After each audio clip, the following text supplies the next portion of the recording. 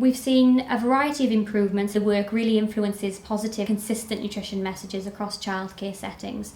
So we've got healthy, balanced menus now for our children, because at the time, looking back, they were atrocious. Because now we do more cooking with the children. The way we handle birthdays now is completely different.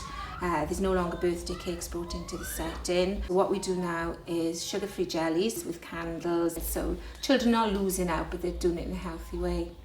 Overall, we're now a healthier establishment. Staff who have attended training report an increase in nutrition knowledge and skills and confidence to pass on that information to the children they work with, but also the families. We held our own little nutrition afternoon for parents to come in, and just so we could have a one-to-one chat with them, because I think a lot of people don't realise what is in the food they're giving their children. We've also adapted it the way we eat and we drink as well, I think, acting as role models here.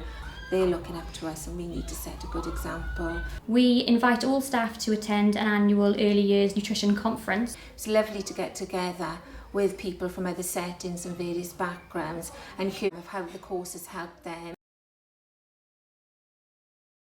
Initially, staff attendance at training was a challenge for us.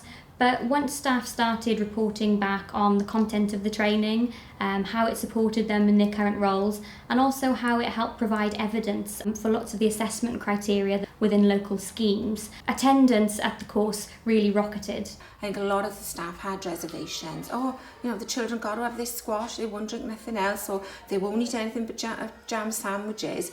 And we were reluctant, to be honest. It was like, this is such a big change. We were giving them crisps, sausage rolls, all the food now looking back, thinking, what were we doing?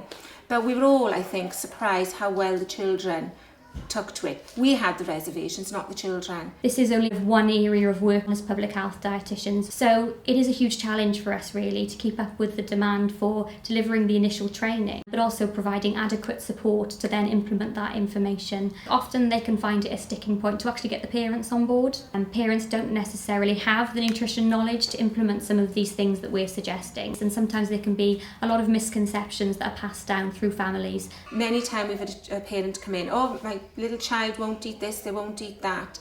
But I think a lot of the time the child knows, if I kick up enough fuss, mum will give in. But when they come here, there is no choice. That's what they have. They see other children eating it and they do try it. They don't always like what they're given, but they try. And that's half the battle, I think, is getting a child to try. I think TV doesn't help.